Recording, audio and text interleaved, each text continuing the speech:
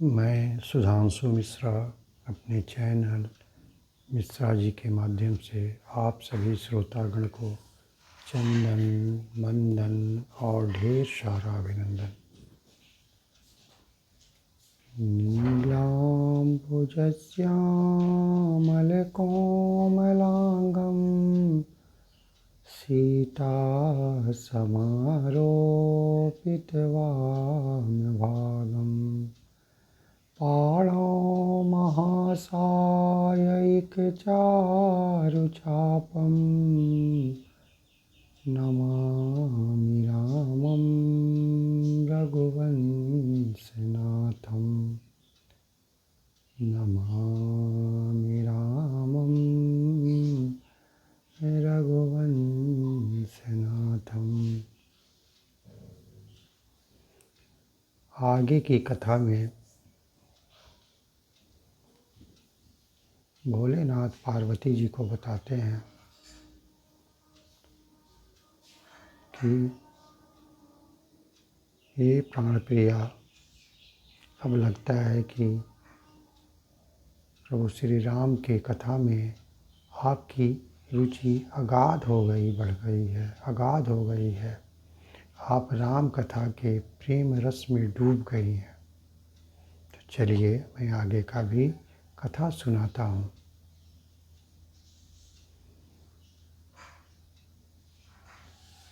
उस समय विश्वामित्र नामक एक महामुनि जंगल में एक पवित्र आश्रम में रहते थे, जिसका नाम था सिद्धाश्रम। यानी कि आश्रम तो बहुत थे, लेकिन वो आश्रम सिद्ध किए हुए थे। यानी दूर से, अलग से कोई राक्षस उन्हें परेशान कर सकता था, लेकिन उस आश्रम के घेरे में आने की वो हिम्मत नहीं कर सकता, क्योंकि आते ही वो अपने जान से हाथ धो बैठता। इसीलिए विश्वामित्र मुनि ने अपने कई मंत्रों से उसको सिद्ध कर दिया था। इसीलिए उसका नाम था सिद्धाश्रम, जो कि आज भी आपको बक्सर में देखने को मिलता है।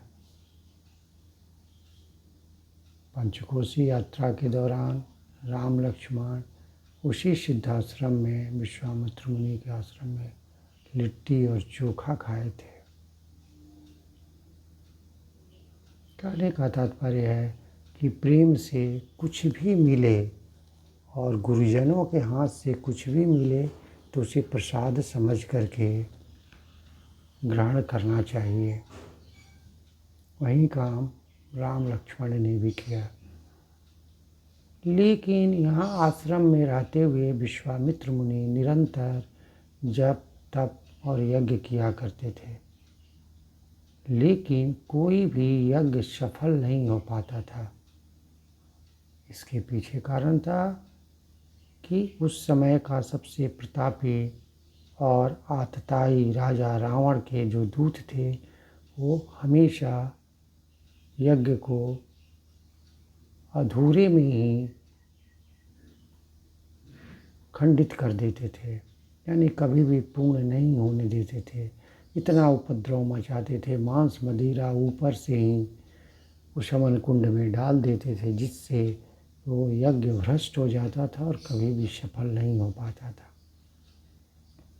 दूसरी तरफ वो यज्ञ जो है विश्वामित्र मुनि वैज्ञानिक अनुसंधान और धार्मिक अनुष्ठान के लिए किया करते थे, जिससे कि जन कल्याण हो और देवताओं की शक्ति में वृद्धि हो। स्मरणीय है, देवताओं की शक्ति में दो ही माध्यम से वृद्धि होती है। एक तो जो हम समिधा हवन कुंड में डालते हैं, ऋषि मुनि जो यज्ञ करते समय जो आहुति समिधा हवन कुंड में डालते हैं, उससे जो धुआं निकलता है, उससे उनकी शक्ति और ऊर्जा बढ़ती है। दूसरी तरफ श्राद्ध के दौरान जो ब्राह्मणों को भोजन कराया जाता है, उसके माध्यम से भी देवताओं को शक्ति बढ़ती है। इसीलिए रावण अपने दूत को, अपने गुप्तचरों को हर जगह लगा दिया था कि कहीं भी पृथ्वी पर न कोई ऋषि मुनि हवन करने पाए, यज्ञ करने पाए, और न कहीं श्राद्ध कर्म में ब्राह्मण भोजन कर पाए। यदि ऐसा होता है तो देवताओं की शक्ति में वृद्धि हो जाएगी और रावण चाह के भी उन्हें परास्त नहीं कर पाएगा। इसीलिए वो हमेशा अपने गुप्तचरों को भेज करके और यज्ञ को खंडित कर दिया करता था। इससे मुनि और अन्य ब्राह्मण देवता और साधुगण बहुत परेशान रहा करते थे। एक बार एक मुनि ने विश्वामित्र मुनि से कहा कि मुनिवर, आपके अंदर तो इतनी शक्ति है कि आप शाप दे करके इन राक्षसों को मार सकते हैं, उनके प्राण ले सकते हैं। इस पर विश्वामित्र मुनि ने कहा, आप तो ठीक कह रहे हैं, लेकिन जब कोई भी यज्ञ किया जाता है और उसकी जब संकल्प लिया जाता है तो उस समय यज्ञ के दौरान क्रोध करना वर्जित है। यदि हम क्रोध करते हैं और उस पर भी क्रोध से किसी की प्राण हर लेते हैं तो कभी भी यज्ञ सफल नहीं हो पाएगा। इसलिए मेरी मजबूरी है कि मैं संकल्प के दौरान कभी भी क्रोध नहीं कर सकते हैं। यानी ये सीख लेने की चीज़ है कि हम कभी भी कोई संकल्प करें, यज्ञ करें, पूजा पाठ करें, उसमें क्रोध से कोसों दूर रहें। इसका एक और आशय है कि निरंतर हम जब पूजा करेंगे और निरंतर जब क्रोध से अलग रहेंगे, क्रोध से विमुख रहेंगे, तो एक समय ऐसा आएगा कि मेरे जीवन से क्रोध ही समाप्त हो जाएगा। मेरी भाषा में सरलता आ जाएगी, वाणी पर नियंत्रण हो जाएगा और कभी भी कलह और उपद्रव परिवार समाज में नहीं होगा। इसीलिए तो नित्य पूजा का परंपरा बनाया गया है। लेकिन स्मरणीय है कि पूजा के दौरान कभी भी मनुष्य को क्रोध नहीं करना चाहिए, नहीं तो पूजा का कोई भी पुण्य उन्हें प्राप्त नहीं होगा। बहुत सोच विचार करने के बाद अपनी दिव्य दृष्टि से विश्वामित्र मुनि को पता चला कि अयोध्या में राजा दशरथ के यहाँ प्रभु ने अवतार ले लिया है। वो मन ही मन बहुत प्रसन्न हुए और उनकी इच्छा इतनी बलवती हो गई कि कितना जल्दी जा करके प्रभु के चरणों का दर्शन करें। और उन्होंने ऋषिगणों को कहा कि आप लोग घबराए नहीं, मैं तुरंत जाता हूँ और ऐसे व्यक्ति को लाता हूँ जो कि पृथ्वी का भार हरण करने के लिए ही अवतार लिया है।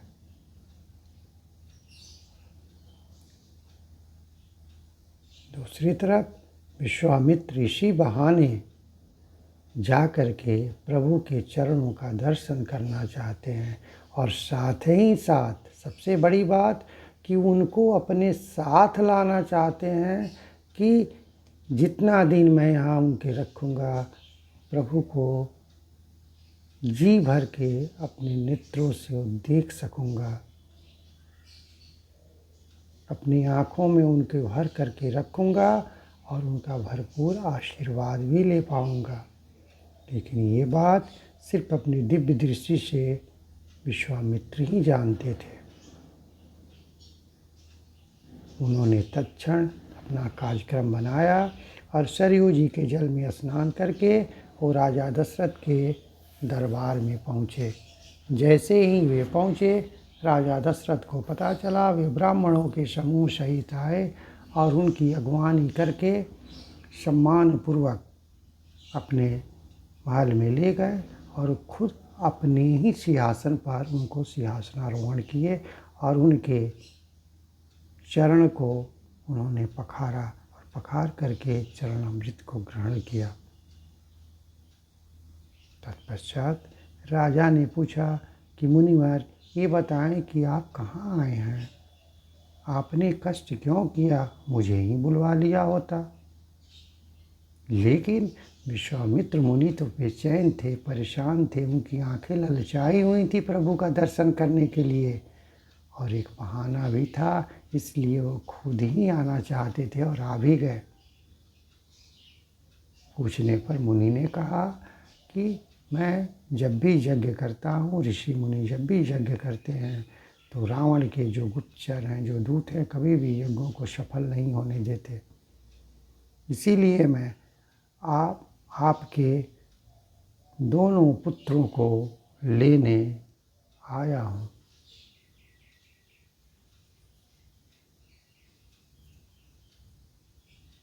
तुलसीदास जी कहते हैं कि विश्वामित्र मुनि ने कहा, अनुज समेत देहु रघुनाथा, निशिचर बध में होत सनाता।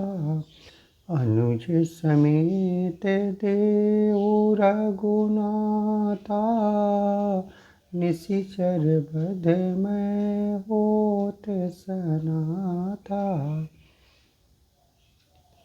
हे राजा, आप अनुज समेत देहु रघुनाथा, यानी कि प्रभु और उनके अनुज जो लक्ष्मण जो हैं, दोनों को आप साथ हमें दे दें। दोनों को मैं लेने आया हूँ, ताकि वहाँ चल करके निशिचरों राक्षसों का वध कर करके और हम लोग को उससे मुक्ति दिला सकें। ये तो विश्वामित्र मुनि का एक बहाना था। हालांकि वो पहले से ही बिल्कुल बेचैन थे कि कैसे जाएं और देखें। तुलसीदास जी लिखते हैं, यही मिस देखऊं पद जाई, करी बिनती आनो दो भाई। ज्ञान विराग सकल गुण ऐना, सो प्रभु मैं देखब भरी नैना। जाके उनका दर्शन तो करूँगा ही, और ऐसी युक्ति लगाता हूँ कि मैं उनको मांग करके लाऊंगा और बहुत दिनों तक अपने पास रख करके जी भर के उनका दर्शन करूँगा। उनके चरणों के चरणामृत को तो ग्रहण करूँगा ही, उनके रूप का भरपूर रसास्वादन रसपान कर पाएंगे। विश्वामित्र मुनि ने कहा, अनुज समेत देहु रघुनाथा, निश्चर बधमय होत सनाथा। यह सुन करके दशरथ जी के प्राण ही सूख गए। उन्होंने कहा, मुनिवर, ये आप क्या मांग लिए? चौथे पन में तो मैं पिता बना हूँ। दूसरी बात कि अभी तो ये राजकुमार बड़े ही सुकोमल हैं, कम आयु के हैं, और रावण के उतने बड़े बड़े शक्तिशाली योद्धा से क्या सामना कर पाएंगे। यदि आपकी अनुमति हो तो मैं खुद ही अपनी सैनिकों के साथ चलता हूँ और सबका वध करके आपको निष्कंटक बनाता हूँ। लेकिन मुनि ने कहा, नहीं, इसकी कोई ज़रूरत नहीं है। आप अपने राजधानी में ही रह करके इसकी देखभाल करें। इसके लिए ये दोनों भाई ही पर्याप्त हैं। लेकिन राजा अपनी मोह माया में फंसे हुए थे। तब विश्वामित्र मुनि ने वशिष्ठ मुनि की ओर देख करके इशारा किया। तब वशिष्ठ मुनि ने कहा, तब वशिष्ठ बहुविधि समझावा, निपसंदेह नाश कहि पावा। तब वशिष्ठ बहुविधि समझावा, निपसंदेह नाश कहि पावा।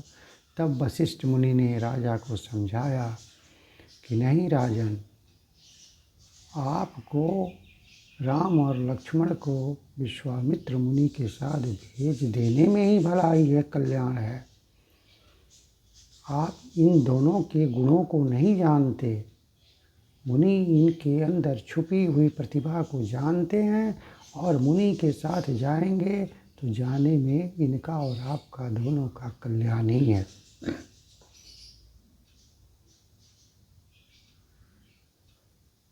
मेरे जहाँ तक समझ है, इसमें एक शब्द आया है, तब वशिष्ठ बहुविधि समझावा।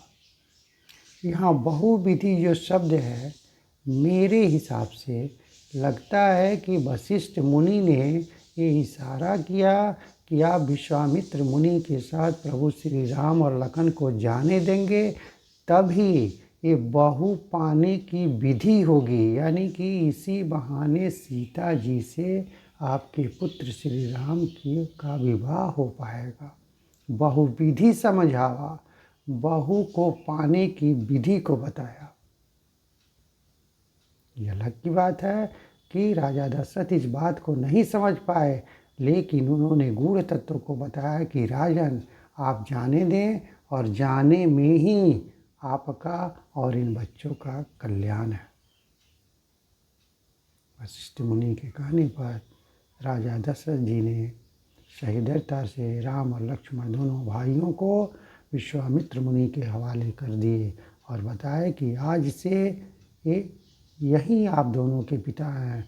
इनकी भरपूर इज्जत और सेवा करेंगे और जैसे कहेंगे उसी हिसाब से आप हर कार्य को करने का प्रयास करेंगे। विश्वामित्र मुनि खुशी से गदगद हो गए कि अब मैं जितना दिन रखूँगा प्रभु को, जी भर के अपने आँखों से देखूँगा। मैं इनके रूप को देख कर के माला माल हो जाऊँगा। ऐसी निधि मिलती कहाँ है। रास्ते में जंगल से गुजरते हुए, रास्ते में जब जंगल से जा रहे थे तो उस समय ताड़का दिखाई दी।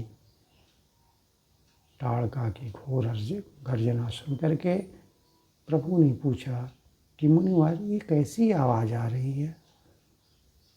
मुनि ने कहा, यही तो ताड़का की आवाज़ है। सारे जंगल उसी के बस में हैं, उसी से तो हम लोग परेशान हैं।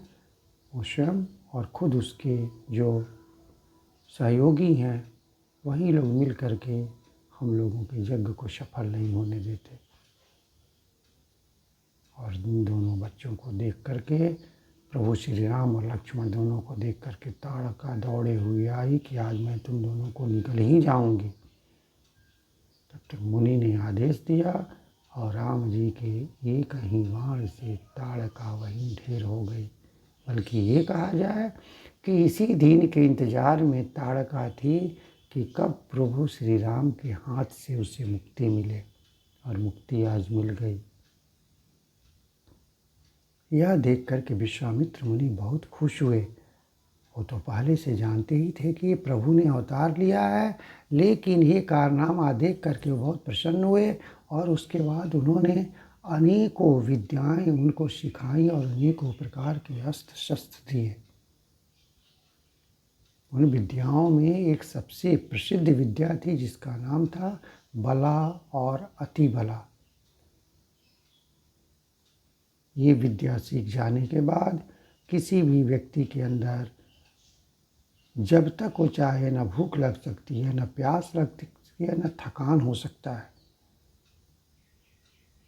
निरंतर वो कई दिनों तक भूखे प्यासे रह करके और युद्ध कर सकता है। कालांतर में यही बला और अति बला विद्या जो विश्वामित्र मुनि द्वारा दी गई थी, राम रावण युद्ध के समय प्रभु श्री राम के लखन भैया के काम आया।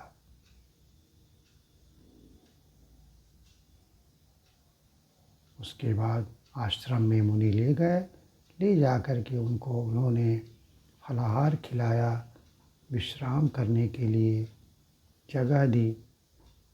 दूसरे दिन प्रभु श्री राम और लखन लाल जी ने कहा कि आप लोग निष्कंटक होकर के, निश्चिंत होकर के अपने यज्ञ को करें, हम लोग पूर्ण रूप से इसकी रक्षा करेंगे।